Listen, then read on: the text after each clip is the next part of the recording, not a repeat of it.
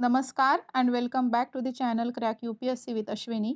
आज आहे 13 नोव्हेंबर 2022 रविवार आणि आजच्या द हिंदू न्यूजपेपर अनालिसिसला आपण इथे सुरुवात करीत आहोत.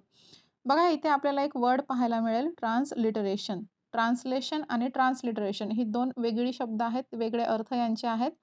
जर आपण एखादा शब्द कन्सिडर केला, जसं मेडिसिन इथे कन्सिडर करूयात, तर मेडिसिनचं ट्रान्सलेशन औषधी असं होतं. म्हणजे त्याचा आपण मीनिंग आपण इथे पाहत असतो.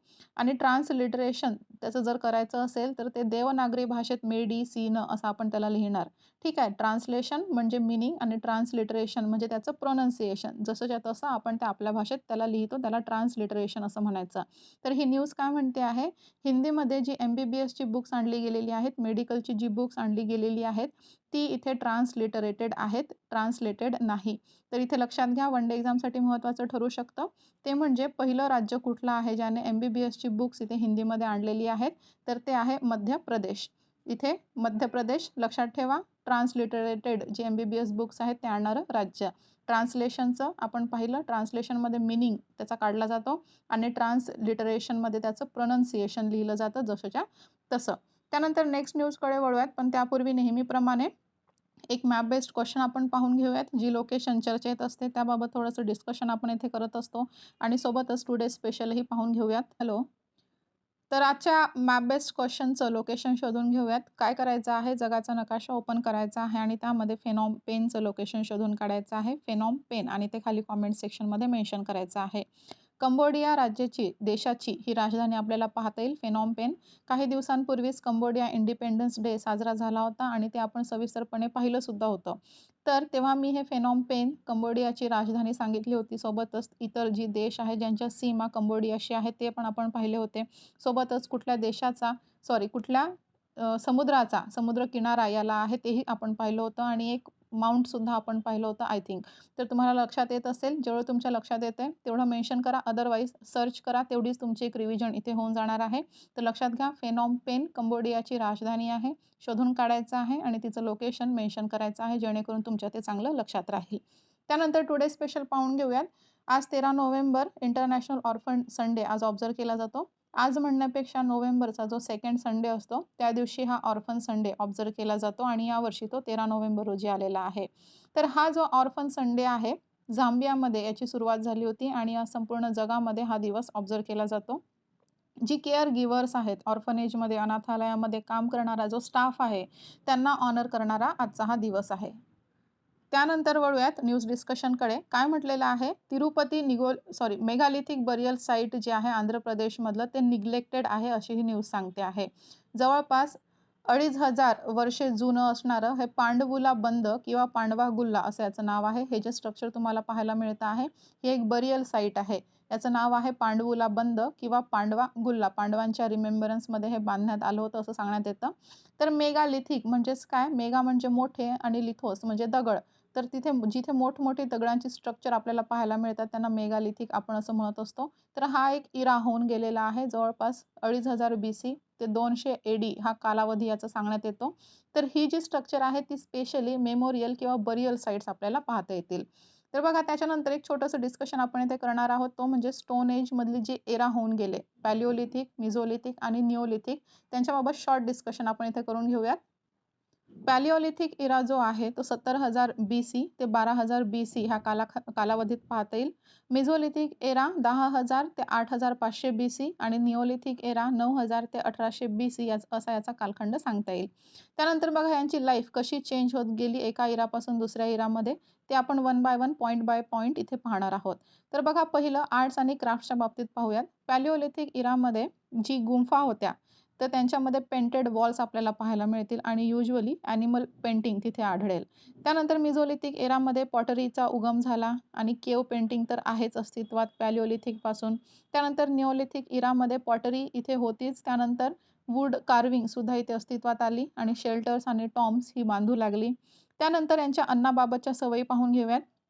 ॲनिमल हंटिंग होती पॅलिओलिथिकमध्ये, त्यानंतर ती नट्स, बेरीज आणि ग्रेन्स गॅदर करायची.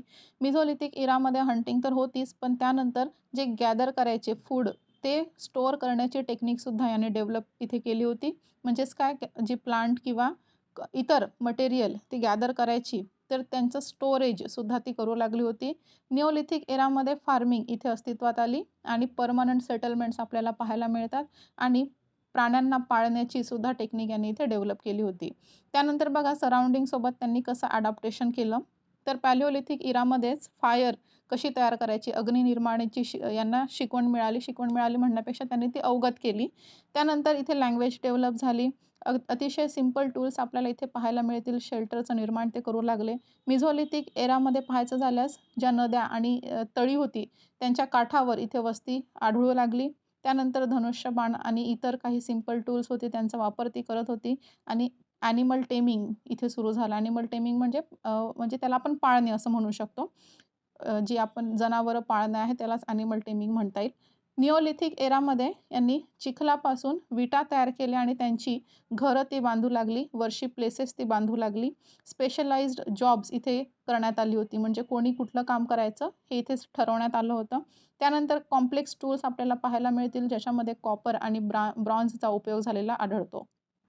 त्यानंतर वळूयात नेक्स्ट न्यूजकडे. तर खालीच आपल्याला पाहायला मिळेल बघा इथे आशियानबद्दल आपल्याला बोलायचं आहे.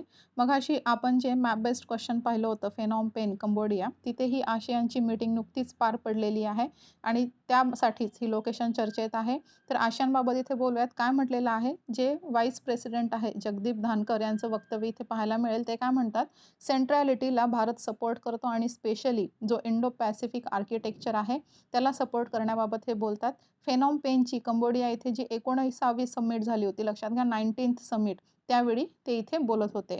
तर मुख्य भर हा इथे आशियान इंडिया कॉम्प्रिहेन्सिव्ह स्ट्रॅटेजिक पार्टनरशिपवर देण्यात आला आणि सोबतच जे नेव्हिगेशन आणि ओव्हरफ्लाईट आहे त्याच्या फ्रीडमबाबतही इथे बोलण्यात आलेलं होतं. त्यानंतर मेरिटाईम इंटेन्सिफाय करण्यासाठी anti piracy operation, armed robbery against ships, maritime safety, SAR म्हणजे search and rescue, humanitarian assistance, emergency response आणि रिलीफ यांच्यावर इथे भर देण्यात आला होता. त्यानंतर कोलॅबोरेशन एन्हान्स करण्यासाठी टेररिझम आणि ट्रान्सलेशनल क्राईमवर इथे भर देण्यात आला, ज्याच्यामध्ये international economic crimes and money laundering आहे. त्यानंतर सायबर वॉरफेअर आपल्याला पाहायला मिळतील, war crimes, drugs and human trafficking and arms smuggling इत्यादी पाहायला मिळेल. त्यानंतर मिलिटरी मेडिसिनवरही इथे स्पेशल अटेन्शन देण्यात आलं होतं. स्पेस सेक्टरच्या बाबतीत बोलायचं झाल्यास ट्रॅकिंग आणि डेटा रिसेप्शन आणि प्रोसेसिंग स्टेशन्स जी आहेत ती व्हिएतनाम आणि इंडोनेशियामध्ये स्थापन करण्याबाबत इथे बोललं गेलेलं आहे. AITIGA म्हणजेच ASEAN India trade in goods agreement याला ट्रेड फॅसिलिटेटिव्ह बनवण्यासाठी सुद्धा इथे सांगण्यात आलेलं आहे. त्यानंतर बघा आशियान सेंट्रॅलिटी म्हणजेच नेमकं काय, जे आशियान देश आहेत आणि इंडिया यांच्यामध्ये जे डायलॉग्स आहेत इथे पाहायला मिळतील. ASEAN India summit, the East Asia summit, त्यानंतर the post ministerial conference with India त्यालाच PMC+1 असं म्हटलं जातं. The ASEAN regional forum ARF, the ASEAN defence ministers meeting plus ADMM+ and the expanded ASEAN maritime forum म्हणजेच EAMF. तर ही आपल्याला dialogue आहेत ASEAN आणि भारताच्या दरम्यान. तर यांच्यावरही कोऑर्डिनेशनसाठी भर देण्यात येणार आहे असं इथे सांगण्यात आलेलं आहे. तर बघा आपण आशियान आणि भारताचं इथे स्टेप्स काय आहेत ती पाहिली, पण हे आशियान नेमकं काय आहे ते आपल्याला माहितीच नाही. त्याच्याबाबत इथे थोडंसं जाणून घेऊयात. तर आशियान काय आहे, याचं फुल फॉर्म आहे association of south east Asian nations. हे एक रिजनल ऑर्गनायझेशन आहे ज्याच्यामध्ये पॉलिटिकल आणि सोशल स्टॅबिलिटीला प्रमोट केलं जातं. याचं मोठं लक्षात घ्या, 1 विजन 1 आयडेंटिटी 1 कम्युनिटी. 8 ऑगस्ट जे आहे ते आशियान डे म्हणून इथे ऑब्झर्व केला जातो. याचं सिक्रेटरिएट जकार्ता इंडोनेशियामधलं तिथे पाहायला मिळेल. त्यानंतर याची मेंबर नेशन्स पाहून घेऊयात. भारत आशियानचा मेंबर आहे का? नाही. याची मेंबर्स आहेत Indonesia, Malaysia, Philippines, Singapore, Thailand, Brunei, Vietnam, Laos, Myanmar, Cambodia. त्यानंतर याचं जेनेसिस थोडक्यात पाहून घेऊया, त्याचा उगम कसा झाला. 1967 मध्ये इंडोनेशिया, मलेशिया, फिलिपाईन्स, सिंगापूर आणि थायलंड यांच्याद्वारा आशियान डिक्लेरेशन इथे साईन करण्यात आलं. त्यालाच बँकॉक डिक्लेरेशन असं म्हटलं जातं. 1990च्या दशकामध्ये व्हिएतनाम वॉर सुरू होतं, कोल्ड वॉर सुरू होतं आणि त्याच्यामुळे याच्या मेंबर्सच्या संख्येमध्ये वाढ झालेली पाहायला मिळेल. त्याच्यामध्ये मग Brunei, Vietnam, Laos, Myanmar, Cambodia ही देश ॲड झाली. 1995 मध्ये न्यूक्लिअर फ्री झोन जे आहे साऊथ एशियाला बनवण्यासाठी इथे डील साईन करण्यात आली. 1997 मध्ये आशियान व्हिजन 2020 अडॉप्ट करण्यात आलं. 2003 मध्ये बाली कॉन्कॉर्ड 2 याच्याद्वारा आशियान कम्युनिटी स्थापन करण्यात आली. 2007 मध्ये आशियान कम्युनिटीचं इस्टॅब्लिशमेंट ॲक्सलरेट करण्यासाठी इथे सेबू डिक्लेरेशन करण्यात आलं होतं. 2008 मध्ये आशियान चार्टर बाइंडिंग करण्यात आलं सगळ्याच देशांवर. 2015 मध्ये आशियान कम्युनिटी लॉन्च करण्यात आली आणि ही 3 पिलर्सवर आधारित आपल्याला पाहायला मिळेल. आशियान कम्युनिटीची 3 पिलर्स बघा. ASEAN political security community, ASEAN economic community, ASEAN socio cultural community. Political, economic, socio cultural. त्यानंतर याचे फंडामेंटल प्रिन्सिपल्स पाहून घेऊयात. 1976 कन्फ्यूज होऊ नका. 1967 मध्ये याचं सुरुवात झाली होती. 1976च्या जे treaty of amity and cooperation in South Asia म्हणजेच TAC आहे त्याच्याद्वारा याची प्रिन्सिपल्स आपल्याला पाहायला मिळतील तिथे सांगितल्याप्रमाणे. मग ही प्रिन्सिपल्स जी आहे सगळ्या राष्ट्रांचं independence, sovereignty, equality, territorial integrity, national identity ही आणि म्युच्युअल रिस्पेक्टला इथे भर देत असतं. त्यानंतर एक्सटर्नल इंटरफेरन्स किंवा सबवर्जन किंवा कोएर्जनपासून प्रत्येक राष्ट्राला स्वतंत्र राहण्याचा राईट आहे असं हे सांगतं. एकमेकांच्या इंटरनल अफेअर्समध्ये इंटरफेरन्स न करण्यासाठी सुद्धा हे सांगतं. त्यानंतर जे काही डिस्प्यूट्स असतील त्यांना पीसफुली मॅनरने इथे सेटल करण्यासाठी हे सांगतं. थ्रेट किंवा फोर्स असेल त्यांचं रिनन्सिएशन बाबत हे बोलतं आणि एकमेकांमध्ये इफेक्टिव्ह कोऑपरेशनवर भर देण्यासाठी ही जी प्रिन्सिपल्स आहेत treaty of amity and cooperation in South Asia TAC ही सांगत असतं. याचं मेकॅनिझम थोडक्यात पाहून घेऊयात. याच्यामध्ये 3 आपल्याला म्हणजे मेन एजन्सीज पाहायला मिळेल. एक म्हणजे चेअरमॅनशिप, दुसरा आहे समिट आणि तिसरा आहे मिनिस्ट्रियल काउन्सिल. तर चेअरमॅनशिप ही ॲन्युअल रोटेशनद्वारा होत असते. म्हणजे ह्या वर्षी एकाकडे चेअरमॅनशिप असेल तर पुढच्या वर्षी ती दुसऱ्या राष्ट्राकडे येईल. तर ही चेअरमॅनशिप कोणाकडे जाणार हे कशावरून ठरतं तर अल्फाबेटिकल ऑर्डरप्रमाणे इथे पाहिलं जातं. त्यानंतर समिटबाबत बोलूयात.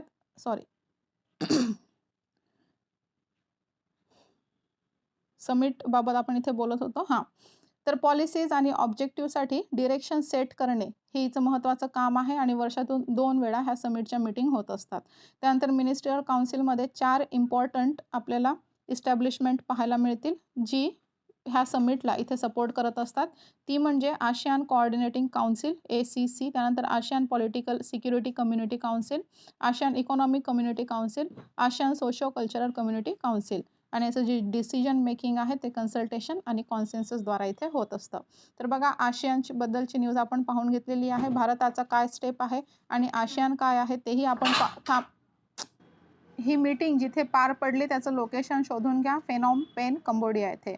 ठीक आहे. त्यानंतर नेक्स्ट न्यूजकडे वळूयात. बघा COP27 बाबत आपल्याला इथे बोलायचं आहे. काय सांगितलेलं आहे 1.5 डिग्री सेल्सिअस टेम्परेचर मेंटेन करण्यासाठी काही राष्ट्रांनी इथे नकार दिलेला आहे आणि त्या बाबतीची ही न्यूज आहे. 2015च्या जे फ्रान्स समिट झालं होतं त्याच्यानुसार 1.5 डिग्री सेल्सिअस ही टेम्परेचरची लिमिट इथे सेट करण्यात आली होती. पण ही काही इथे अचीव होताना दिसत नाही आहे. ग्रीन हाऊस गॅस एमिशन जे आहे ते वाढतच आहे आणि त्याच्यामुळे 1.5 डिग्री सेल्सिअसची जी लिमिट आहे ती ब्रीच होणार आहे आणि जर का असं झालं तर कितीतरी वर्स कॉन्सिक्वेन्सेसला आपल्याला फेस करावं लागणार आहे. प्री इंडस्ट्रियल जो इरा आहे त्याच्यानंतर जवळपास 1.1 डिग्री सेल्सिअसने इथे वाढ झालेली आहे तापमानामध्ये, ज्यामुळे एक्स्ट्रीम वेदर कंडिशन्स आपण अनुभवतो आहोत. जे डेव्हलपिंग नेशन्स आहेत त्यांनी लॉस आणि डॅमेज फंड इथे डिमांड केलेला आहे, पण USने इथे नकार दिलेला आहे अशा कुठल्याही प्रकारचा फंड देण्यासाठी.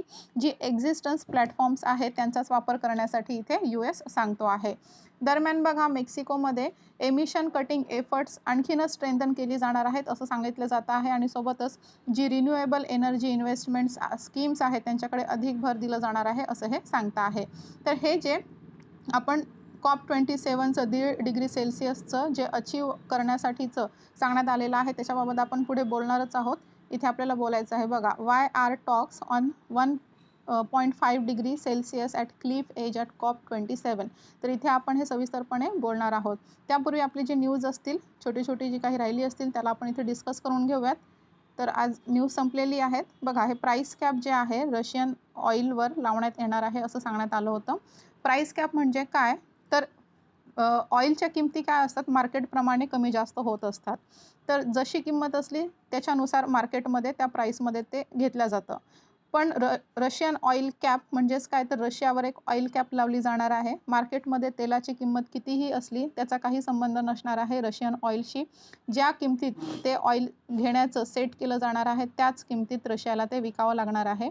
तर काय म्हटलेलं आहे, इंडिया जो आहे रशियन ऑइल कॅप जी लावणार आहे त्याच्या बाहेर जाऊन इथे रशियाशी ऑइलची काही ट्रेडिंग असेल ती करू शकतो, असं इथे सांगण्यात आलेलं आहे. तर ही न्यूज आपण ऑइल कॅप काय आहे ते पाहून घेतलेलंच होतं. तर ही पुढे जेव्हा ही अपडेट होईल तेव्हा आपण याला आणखीन पाहून घेऊयात. त्यानंतर बघा, आज रविवार आहे आणि आज सायन्स पेज येत असतो. प्रत्येक रविवारी आपण सायन्स पेज इथे डिस्कस करत असतो. चांगला महत्त्वाचा डेटा इथे आपण नेहमीच ऑब्झर्व केलेला आहे. तर बघा, personalised cell editing use to treat cancer patients एक स्टडी करण्यात आली होती. याच्यामध्ये जी पर्सनलाइज्ड सेल एडिटिंग आहे ती कशाप्रकारे कॅन्सरवर अतिशय उपयुक्त ट्रीटमेंट पाहता येते ते सांगण्यात आलेलं आहे. बघा, ही जी असते कॅन्सर सेलवर अटॅक करत असते आणि नॉर्मल सेल्स असतात त्यांना कुठलाही हार्म न करता हे ट्रीटमेंट आपलं कार्य करत असतं. इम्युन सेल्स असं काही कार्य करतील असा जीन इथे क्रिस्परचा वापर करून इन्सर्ट करण्यात आलेला आहे सेलमध्ये, ज्याच्यामुळे इम्युनोथेरपी जी आहे ते अधिक इफेक्टिव्ह करण्यात आलेली आहे. हे जे क्रिस्पर आहे ते जीन एडिटिंग टेक्निक आहे.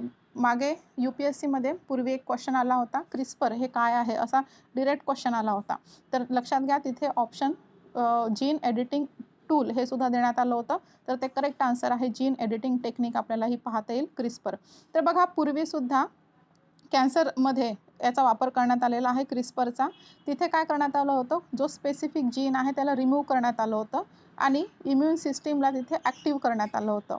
बघा, त्यानंतर नेचर जर्नल ही जी बुक याच्यामध्ये जर्नल जे आहे त्याच्यामध्ये हे पब्लिश करण्यात आलेलं आहे रिसर्च. तर क्रिस्पर जे आहे ते स्पेसिफिक जीन बाहेर काढण्यासाठीच नव्हे, म्हणजे पूर्वी कसा एखादा स्पेसिफिक जीन आहे त्याला रिमूव्ह करण्यासाठी उपयोगात आणलं होतं, तर तेवढंच नव्हे तर नवीन जीन इन्सर्ट करण्यासाठी सुद्धा तिचा वापर होऊ शकतो असं यामध्ये सांगितलं. जेव्हा ही CRISPR engineered immune cells patient बॉडीमध्ये इन्फ्यूज केली जातात तेव्हा इम्युनिटी जी आहे ती कॅन्सरच्या अगेन्स्ट आणखीनच वाढत असते असं सांगण्यात आलेलं आहे. तर ही सेल थेरपी म्हणजे नेमकी काय आहे, ह्युमन इम्युन सिस्टीम जी आहे त्याच्यामध्ये स्पेसिफिक रिसेप्टर्स असतात. नॉर्मल सेल्स आणि कॅन्सरस सेल यांच्यामध्ये डिफरन्शिएट करण्याची ताकद ह्या स्पेसिफिक रिसेप्टरमध्ये असतात, इम्यून सेल्समध्ये असतात. तर ही स्पेसिफिक रिसेप्टर्स जी आहेत ते डिफरंट असतात डिफरंट पेशंट्समध्ये आणि यामध्ये पर्सनलाइज्ड सेल थेरपीचा एक फिजिबल आणि इफेक्टिव्ह वापर आपण करू शकतो, कारण प्रत्येक व्यक्ती चेंज होत असते. ठीक आहे, इफेक्टिव्ह रिसेप्टर्स जी आपण पाहिली स्पेसिफिक रिसेप्टर्स ती प्रत्येक पेशंटमध्ये वेगवेगळी असतात. मग पेशंटच्या रक्तामधून ही इम्यून रिसेप्टर्स जी आहेत ती आयसोलेट केली जातात. क्रिस्परचा वापर करून इम्यून सेल परत रिडिरेक्ट केली जाते आणि यालाच पर्सनलाइज्ड थेरपी असं म्हटलं जातं. तर ही पर्सनलाइज्ड थेरपी काय आहे आणि क्रिस्परचा इथे कसा वापर होतो ते आपण पाहिलं. क्रिस्पर हे जीन एडिटिंग टेक्निक आहे, इथे लक्षात ठेवा. त्यानंतर इथे बाजूला छोटी छोटी न्यूज आपल्याला पाहायला मिळतील. बघा, जे ग्रीनलँड आहे, north eastern Greenland ice stream जे आहे ते मेल्ट होणार आहे आणि त्याच्यामुळे 2100 पर्यंत 15.5 mmचं सी लेवल राईज इथे आढळणार आहे, पाहण्यात येणार आहे असं हे सांगता आहे. तर हे ग्रीनलँड आहे त्याच्याबद्दल पुढे बोललेलं आहे, जे 1.5 डिग्री सेल्सिअसचं आपण म्हटलं होतं COP27चं, त्याच्यामध्ये हे सुद्धा आलेलं आहे. तिथे आपण सविस्तरपणे पाहूयात. त्यानंतर बघा, बायोडायव्हर्सिटी लॉसबाबत बोलायचं आहे. जी जमीन आणि समुद्राच्या वापरामुळे जी ग्लोबल बायोडायव्हर्सिटी लॉस आहे ते खूप मोठ्या प्रमाणात झालेला आहे. मानवाद्वारा जो वापर केला जातो जमीन आणि समुद्राचा त्याच्यामुळे खूप जास्त प्रमाणात बायोडायव्हर्सिटी लॉस आढळलेला आहे. नॅचरल रिसोर्सेसचं डिरेक्ट एक्सप्लॉयटेशन हे दुसरं कारण याच्या मागे सांगता येईल.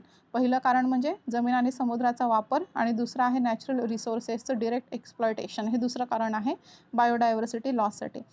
तर या स्टडीमुळे युनायटेड नेशन्सचं सस्टेनेबल डेव्हलपमेंट गोल फ्रेमवर्क आहे त्याच्यासाठी नवीन डिझाईन तयार करण्याची इथे आपल्याला गरज आहे. ठीक आहे, त्याच्यानंतर बघा काय म्हटलेलं आहे, आणखीन एक छोटीशी न्यूज इथे. युनायटेड स्टेटमध्ये सिगरेट जी आहे त्याचा वापर वाढतोय असं इथे सांगण्यात आलेलं आहे. तर बघा, मंकी पॉक्सबाबत आपण इथे बोलणार आहोत. खूप महत्त्वाचं आहे, डिझीज आहे, आपल्याला लक्षात ठेवायचं आहे. जसं लंपी स्किन डिझीज एक होतं, त्यानंतर ट्युबरक्युलोसिस न्यूजमध्ये आलं होतं.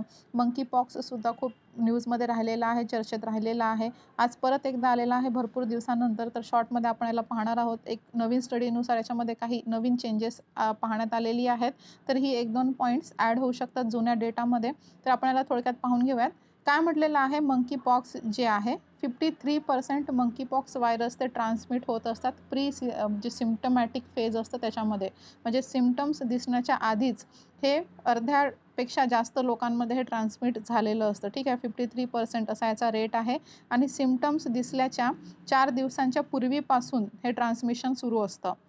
आणि सिम्प्टम्स शो केल्यानंतर जेव्हा एखाद्या व्यक्तीला आयसोलेशनमध्ये नेलं जातं, तेव्हा त्याचा काही उपयोग नसतो, कारण ते पूर्वीच स्प्रेड झालेलं असतं. प्री सिम्प्टमॅटिक पिरियडमध्येच ते स्प्रेड होत असतं. त्यानंतर बघा, वॅक्सिनेशनची जी फिजिबिलिटी आहे तीच इथे कार्य करू शकते. त्यानंतर पूर्वीची जी 2 स्टडीज झाली, म्हणजे Annal of Internal Medicine and Nature Medicine आणि दुसरं आपण पाहिलं नेचर मेडिसिन. ठीक आहे, एक म्हणजे ॲनल ऑफ इंटरनल मेडिसिन आणि दुसरा आहे नेचर मेडिसिन. तर यांच्यामध्ये प्री सिम्प्टम स्प्रेड जो आहे तो इथे कन्फर्म करण्यात आलेला आहे आणि हे एक सिग्नल आहे असं त्याच्याद्वारे सांगण्यात आलेलं आहे.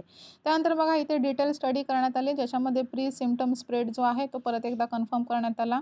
स्पेसिफिक हाय इंटेन्सिटी इंटरॅक्शनमुळे, म्हणजे ज्याच्यामध्ये सेक्शुअल कॉन्टॅक्टसारखी जी काही इंटरॅक्शन्स आहेत त्यांचा इथे खूप मोठ्या प्रमाणात स्प्रेड होण्यास इथे हातभार लागलेला आहे असं सांगण्यात आलेलं आहे.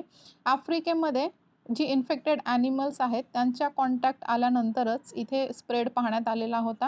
ह्युमन टू ह्युमन ट्रान्समिशन जे आहे ते अगदी नगण्य होतं. पण आफ्रिकेबाहेर जेव्हा हे पसरलं तेव्हा हे ह्युमन टू ह्युमन प्रायमरीली आपल्याला पाहण्यात आलेलं आहे आणि ज्या मेन टू मेन जिथे प्रोलॉंग सेक्शुअल कॉन्टॅक्ट आहे तिथे याचा आपल्याला प्रभाव जास्त आढळून आलेला आहे. त्यानंतर बघा, मंकी पॉक्सबाबत आपण इथे पाहणार आहोत. थोडंसं मंकी पॉक्सबाबतचा डेटा आणलेला आहे मी. तर हे मंकी पॉक्स नेमकं काय आहे? हे एक झूनॉटिक डिझीज आहे. माकडांमधलं जे एक आजार आहे त्याच्याशी मिळता-जुळता आहे. त्याच्यामुळे याला मंकी पॉक्स असं म्हटलं जातं. नायजेरियामध्ये हा एंडेमिक डिझीज पाहायला मिळतो. तर मंकी पॉक्स व्हायरसमुळे हा उद्भवत असतो. मंकी पॉक्स व्हायरस हा ऑर्थोपॉक्स व्हायरस जीनसमधला आहे, जो पॉक्सविरिडी फॅमिलीमध्ये आढळत असतो. याचा नॅचरल होस्ट माहिती नाही आहे. त्यानंतर याची सोर्सेस मंकीज, एप्स, रोडेंट्स आणि रॅबिट्स पाहायला मिळतील. याचा आउटब्रेक लक्षात घ्या, 1958 मध्ये पहिलं रिपोर्ट करण्यात आलं होतं डेमोक्रॅटिक रिपब्लिक ऑफ काँगोमध्ये. त्यानंतर 1970 मध्ये तिथेच ह्युमनमध्ये सुद्धा याचं पाहण्यात आलेलं होतं आउटब्रेक. 2017 मध्ये 40 वर्षानंतर, म्हणजेच काय, पहिलं जे आउटब्रेक झालं होतं त्याच्या 40 वर्षानंतर नायजेरियामध्ये सगळ्यात मोठा लार्जेस्ट आउटब्रेक इथे आढळला होता. त्यानंतर वेस्ट आणि सेंट्रल आफ्रिकन कंट्रीज जे आहेत त्यांच्यामध्ये सुद्धा आढळून आला होता. सिम्प्टम्स लक्षात घ्या, चिकन पॉक्स सारखी रॅशेस आपल्याला पाहायला मिळतात. फीवर, मलाईज, हेडॅक आणि काही मोर सिव्हिअर इथे प्रॉब्लेम्स आढळत असतात. अर्ली स्टेजमध्ये लिम्फ ग्लँड्स जी आहेत त्यांच्यामध्ये स्वेलिंग येत असते, त्याच्यामुळे हा चिकन पॉक्स पासून वेगळा आहे असा इथे निष्कर्ष काढला जातो. याचं ट्रान्समिशन पाहायचं झाल्यास 3 ते 4 प्रकारे याचं ट्रान्समिशन होत असतं. पहिलं म्हणजे काय, direct contact, blood, body fluid किंवा जखमा असतील त्यांच्याशी डिरेक्ट कॉन्टॅक्ट झाल्यामुळे. दुसरं आहे, अन्न जे असतं, मांस जे आहे ते पूर्णपणे शिजलेलं नसेल आणि इन्फेक्टेड ॲनिमलचं जर ते असेल तर इथे शक्यता खूप जास्त वाढत असते. तिसरं, ह्युमन टू ह्युमन जे रेस्पायरेटरी ट्रॅक्ट सिक्रेशन असतं त्याच्याशी जर कॉन्टॅक्ट आला असेल. स्किन लेजन्स म्हणजे ज्या जखमा असतील किंवा बॉडी फ्लुइड्स असतील त्यांच्याशी. आणि चौथं म्हणजे प्लासेंटा, म्हणजे गर्भापासून सुद्धा याची लागण होऊ शकते. वल्नरॅबिलिटी पाहायची झाल्यास 10 जर लोकांना झालेला असेल तर एकाचा मृत्यू त्यात असतो, म्हणजे 1:100 इतकी याची वल्नरेबिलिटी पाहता येईल आणि याचा स्प्रेड जो आहे तो मात्र अतिशय रॅपिड आहे. त्यानंतर बघा, कुठलंही स्पेसिफिक वॅक्सिन किंवा मेडिसिन याच्यावर अवेलेबल नाही आहे. जे अँटी स्मॉलपॉक्स वॅक्सिन आहे ते 85% इफेक्टिव्ह आढळलेलं आहे. पण 1980च्या नंतर जगाने स्मॉलपॉक्स जे आहे ते पाहिलं नाही आहे. स्मॉलपॉक्स मुक्त घोषित झालेलं आहे संपूर्ण जग 1980 मध्ये. त्याच्यामुळे ही जी स्मॉलपॉक्स वॅक्सिन आहे त्याची अवेलेबिलिटी सध्या नाही आहे आणि कुठलीही ग्लोबल सिस्टीम ह्या मंकी पॉक्ससाठी पाहायला मिळणार नाही. वे फॉरवर्डमध्ये काय लिहायचं, एक उत्तम सर्व्हिलियन्स असायला हवं. कॉन्टॅक्ट जी इन्फेक्टेड ॲनिमल्स आहेत, पर्सन्स आहेत त्यांच्याशी कॉन्टॅक्ट टाळायला हवा. क्वारंटाईन करायला हवं जर कुठेही सिम्प्टम्स आढळले असतील. त्यानंतर हेल्थ फॅसिलिटीज चांगली करायला हवी, स्ट्रेंथन करायला हवी. हेच याच्यावरचं वे फॉरवर्ड आपण इथे सांगू शकतो. त्यानंतर बघा, जे ग्राउंड वॉटर आहे त्याच्याबाबतची आपण न्यूज पाहिली होती 3-4 दिवसांपूर्वी. जे रिचार्ज आहे ते फार कमी होत आहे आणि उपसा आपला खूप जास्त आहे. त्याच्यामुळे ग्राउंड वॉटर कमी होत आहे असं इथे सांगण्यात आलेलं आहे. तर बघा, डी. बालसुब्रमण्यम यांनी सांगितलेलं आहे, जेव्हा आपण नवीन घर बांधत असतो, तेव्हा सगळ्यात पहिले जी गोष्ट चेक करतो ते म्हणजे वॉटर टेबल. त्या एरियामध्ये पाण्याची सोय कशी आहे ते आपण इथे पाहत असतो. तर बघा ज्यावरून दगडांमध्ये क्रॅक्स आणि पोर्स असतात, त्याच्यावरून आपण पाण्याचा इथे सांगत असतो म्हणजे लेव्हल सांगत असतो. आणि हे पाणी म्हणजेच ग्राउंड वॉटर असतं आणि जी क्रॅक्स आणि पोर्सबाबत आपण इथे बोललो ती म्हणजे ॲक्विफर्स म्हणजे झरे, पाण्याचे झरे कसे आहेत त्या जागेत ते आपण चेक करत असतो. तर ग्राउंड वॉटर जे आहे ती क्रिटिकल रिसोर्स आहे आणि भारतामध्ये तर जो भारत आहे world's largest ground water user म्हणून ओळखला जातो संपूर्ण जगामध्ये. 2017 मध्ये 250 क्युबिक किलोमीटर इतका उपसा झाला होता. म्हणजे याच्यापैकी जो 250 क्युबिक किलोमीटर उपसा झाला होता त्याच्यापैकी 90% फक्त इरिगेशनसाठी इथे वापरण्यात आला होता. त्यानंतर बघा इंडो गँगेटिक प्लेन्स जी आहेत, ॲग्रेरियन इकॉनॉमी ही संपूर्णपणे ह्या ग्राउंड वॉटरवर डिपेंडंट आहे. पण लवकरच हे जे ग्राउंड वॉटर आहे ते इनकॅपेबल होणार आहे, कारण हा जो लेवल आहे, ही जी लेवल आहे ती आणखीनच खाली चाललेली आहे आणि पंजाब, हरियाणा, राजस्थानमध्ये तर ती नोटिसेबलसुद्धा आहे आतापासूनच. ग्रीन रिव्हॉल्यूशन जी आहे ती ट्यूब वेल्सवर आधारित पाहायला मिळेल. वॉटर टेबल जे आहे ते खोलात जात आहे. त्याच्यामुळे हाय पॉवर्ड सबमर्सिबल जी पंप्स आहेत ती लावण्यात येत आहे शेतकऱ्यांद्वारा आणि त्याच्यामुळे पुढे जी कंडिशन आहे ती आणखीनच वाईट होणार आहे असं इथे लेखक सांगतात. सॅटेलाईट ग्रॅव्हिमेट्री जी आहे त्याच्यामुळे एव्हिडन्सेस मिळाली आहेत, ती जुळवण्यात आलेली आहेत. ॲव्हरेज ग्राउंड वॉटर डिक्लाइन जे आहे जवळपास 1.5 centimetre per year, 1.4 centimetre per year इतकी झालेली आहे मागच्या 100 वर्षात. Average ground water decline 1.5 centimetre per year मागच्या 100 वर्षाचा हा डेटा काढण्यात आलेला आहे. पण ब्रॅकिश वॉटरचा जो एरिया आहे, जिथे ब्रॅकिश आपल्याला वॉटर टेबल पाहायला मिळतो, तिथे हे डिप्लिशन इतकं ॲक्यूट पाहायला मिळणार नाही. त्यानंतर वॉटर टेबल जे आहे ते राईज कसं करायचं? तर बघा आपलं मेन जे सोर्स आहे ते रेनफॉल आणि रिव्हर्स यांच्याद्वाराच जे ग्राउंड वॉटर आहे ते रिचार्ज होत असतं. स्वातंत्र्यानंतर कॅनल्सची निर्मिती करण्यात आली, पण त्याच्यामध्येही आपले जे कॅनल्स आहेत कितीतरी लिकेजेस पाहायला मिळतात आणि कितीतरी मोठ्या प्रमाणात इथे पाणी वेस्ट जात असतं. त्यानंतर कम्युनिटी बेस्ड जी मूव्हमेंट्स आहेत त्यांच्याद्वारा ग्राउंड वॉटर जे आहे ते इथे रिचार्ज होण्यामध्ये खूप मोठी इथे काय म्हणता येईल खूप चांगला त्यांचा उपयोग झालेला आहे, त्यांचा हातभार लागलेला आहे. इथे एक एक्झाम्पल दिलेलं आहे लेखकांनी सौराष्ट्रचं, जो की सेमी एरिएड एरिया आहे. सेमी एरिड एरिया पाहायला मिळेल. मग इथे चेक डॅम्स बांधण्यात आली जेणेकरून जो वाहण्याचा फ्लो आहे पाण्याचा तो इथे हळू होईल आणि जी जमीन आहे ती रिचार्ज होत जाईल. म्हणजे एकदम पाणी वाहून गेलं की ते खाली जिरत नाही जमिनीत आणि त्याच्यामुळे वॉटर टेबल वाढत नाही. ग्राउंड वॉटरची जी लेवल आहे ती वाढत नाही. पण जर का तोच फ्लो स्लो राहिला तर ग्राउंड वॉटर रिचार्ज होऊ शकतं आणि तसाच इथे प्रयोग करण्यात आलेला आहे. तर बघा ग्राउंड वॉटर जे आहे ते रिचार्ज करणेच नाही तर सॉईल इरोजन टाळण्यासाठी सुद्धा याचा उपयोग झालेला आहे. गावांमध्ये बोरी बांधांची निर्मिती केली गेलेली आहे. बोरी बांध म्हणजे गोण्यांमध्ये माती किंवा रेती भरून जी डॅम्स बनवले जातात त्याला बोरी बांध असं म्हटलं जातं. याच्यामुळे काय तर जी रिकव्हरी आहे ती हळूहळू होते आहे. लेखक काय म्हणतात, मग ही स्मॉल स्केल जी रिझर्व्हज आहेत त्यांच्यामुळे काही डिफरन्स येतो आहे का? सौराष्ट्रामध्ये सोबतच मराठवाडा आणि विदर्भ जी आहे ज्यांच्यामध्ये सेम क्लायमॅटिकल कंडिशन्स पाहायला मिळतात, त्यांच्या स्टडीनुसार पॉझिटिव्ह इम्पॅक्ट इथे पाहण्यात आलेला आहे. बघा महाराष्ट्र जी ॲक्विफर्स रिचार्ज करण्याची स्वतःची काही प्रोग्रॅम्स आहेत. त्याच्यामध्ये जलयुक्त शिवारचं नाव घेता येईल. तामिळनाडू, कर्नाटकामध्ये क्रिस्टलाईन बेडरॉक पाहायला मिळतो आणि इथे पाणी जे असतं ते फिशर आणि क्रॅक्समध्येच आढळतं. तर हे जे दगड असतं म्हणजे तामिळनाडू, कर्नाटकाचं ते पोरस नाही आहे आणि ह्या कंडिशनमध्ये पॉन्ड्स आणि टँक्स जी असतात ती उपयुक्त ठरू शकत नाही. हे फक्त रेनफॉल आणि इरिगेशनचंच रिसायकलिंग करून तिथे पाण्याची पातळी वाढवता येईल. बेंगलुरूसारखी जी सिटी आहे ज्याच्यामध्ये डिस्ट्रिब्युशन पाईप्स लिकेजेस झाले आहेत, तर ही जी लिकेजेस आहेत, हा जो वेस्ट झाला आहे पाण्याचा त्याच्यामुळेच इथे खरं तर ग्राउंड वॉटर जे आहे ते रिचार्ज झालेलं आहे असं इथे लेखक सांगत आहेत. त्यानंतर बघा आपण जे COP27 आहे त्याच्याबाबत बोलत होतो. 1.5 डिग्री सेल्सिअस जे आहे पॅरिस ॲग्रीमेंट 2015 त्याच्यानुसार जी टेम्परेचर लिमिट आहे ती सेट करण्यात आलेली आहे. 2 डिग्री सेल्सिअसच्या खाली ॲक्च्युली आपल्याला ठेवायचं आहे आणि ते 1.5 डिग्री सेल्सिअसच्या जवळपास असायला हवं असं हे सांगतं. तर बघा याच्यामध्ये साईन केल्याप्रमाणे म्हणजे कुठे UNFCCC United nations framework convention on climate change याच्यामध्ये साईन झाली होती. त्याच्यानुसार COP27 मध्ये हे रिव्ह्यू करण्यात आलं जी काही प्रोग्रेस आहे, जी काही प्लॅन्स आहेत, हे टेम्परेचर लिमिटसाठीचं त्यांना रिव्ह्यू करण्यात आलं. पण टेम्परेचर राईज काही स्टॉप झालेलं नाही, असंही इथे सांगण्यात आलेलं आहे. 1.5 डिग्री सेल्सिअस जे आहे ते गोल अचीव का होऊ शकत नाही, त्याच्याबाबत पुढे लेखक म्हणतात, एमिशन जे आहे ते कंटिन्यू आहे आणि त्याच्यामुळेच हे जे आपलं गोल आहे ते अजूनही थोडक्यात म्हणजे जवळपासही तिथे पोहोचलेलं नाही आहे. त्यानंतर बघा UNEPची जी एमिशन गॅप रिपोर्ट आहे, आपण इथे पाहिली. युनायटेड नेशन्सची जी UNEP एमिशन गॅप रिपोर्ट 2022 काय म्हणते, जरी कितीही प्रयत्न आणि कितीही व्हॉलंटरी प्लेजेस घेतली, टार्गेट्स फॉलो केली, तरी 1.8 डिग्री सेल्सिअसने जे टेम्परेचर आहे ते वाढणारच, याची 66% पॉसिबिलिटी आहे, असं ही UNEPची रिपोर्ट म्हणते आहे. 2021चं ग्लोबल ॲन्युअल एमिशन जे आहे ते 52.8 गिगा टन, जे 2019 पेक्षा जास्त आहे आणि ह्याच जर स्पीडने ते वाढलं तर 2030 पर्यंत अतिशय भयावह स्थिती पाहता येईल, असं इथे सांगण्यात आलेलं आहे. G20 जी देश आहेत तीच संपूर्ण जगामध्ये 75% एमिशनसाठी कारणीभूत आहेत. त्यानंतर बघा, जी इजिप्तची कॉन्फरन्स आहे 1.5 डिग्री सेल्सिअसवर इथे भर देण्यात आलेला आहे आणि याच्यामध्ये काय एक्सपेक्ट केलं गेलेलं आहे की जी ग्रीनलँड आईस शीट कोलॅप्स आहे, जे आपण मगाशी सायन्स पेजवर शॉर्टमध्ये पाहिलं होतं. ग्रीनलँड आईस शीट कोलॅप्स आहे, West Antarctic ice sheet collapse आहे, त्यानंतर बोरियल परमफ्रॉस्ट थॉईंग म्हणजे मेल्टिंग आहे, त्यानंतर ट्रॉपिकल कोरल रीफ जी आहेत ती मरत आहेत. तर हे सगळं याचंच कारण आहे जे आज टेम्परेचर वाढतं आहे.